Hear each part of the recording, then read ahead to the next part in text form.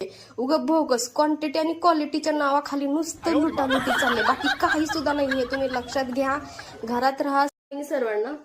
चला आज मी तुम्हाला दाखवते चिकन कसं बनवलेलं आहे ते दाखवते. कारण आता हल्ली हॉटेलवाल्यांची एवढे व्हिडिओ व्हायरल होलेत, एवढे क्वालिटी आणि क्वांटिटी.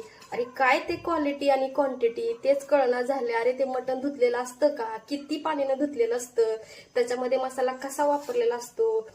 अरे एवढी गर्दी होती हॉटेलमध्ये, ते साहित्य वगैरे आणलेलं, कोथिंबीर, आलं, हे ते धुतलेलं असतं का. बका गिराईक खाय म्हटलं ना तर ते तसंच त्याच्यामध्ये मिक्सरनी बारीक करून तसंच त्यात टाकतात.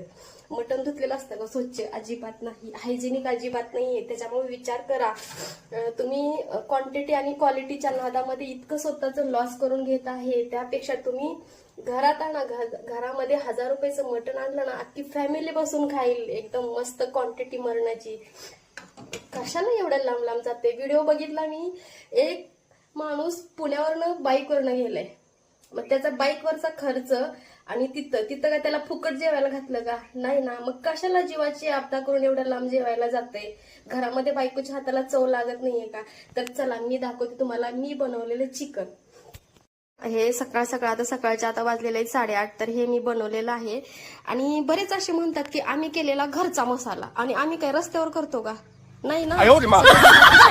घरातल्या सगळ्या पद्धती, म्हणजे घरात आपल्यात म्हातारा माणूस वगैरे असतं, त्यांनी सांगितलेल्या पद्धतीनेच आपण मसाला केलेला असतो ना.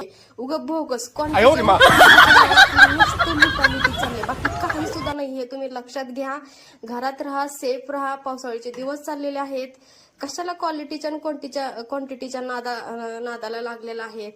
अरे ते लोक कमवायला लागलेत आणि तुम्ही गमवायला लागलेत, हा विचार करा जरा. घरामध्ये 700 रुपये किलो मटण चालले, घरात आणा. क्वांटिटी तुम्ही खाऊन दुसऱ्या दिवशी अजून खाशीला, एवढं मटण शिल्लक राहते. तर हे बघा, ही मी घरामध्ये केलेला हा मसाला किती मस्त अशी तरी आलेली आहे.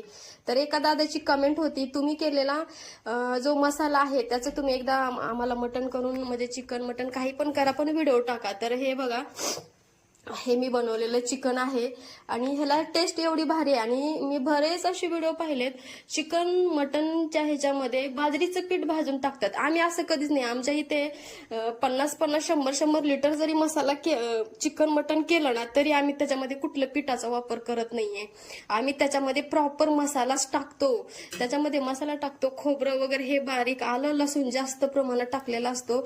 त्याच्यामुळं बिर्याणीला म्हणा, मटणाला म्हणा किंवा चिकनला म्हणा, इतकी टेस्ट भारी येते ना. तर हे काय चाललंय, हे पीठ टाकून नुसतं फळक पाणी म्हणते ती, नुसतं फळक पाणी.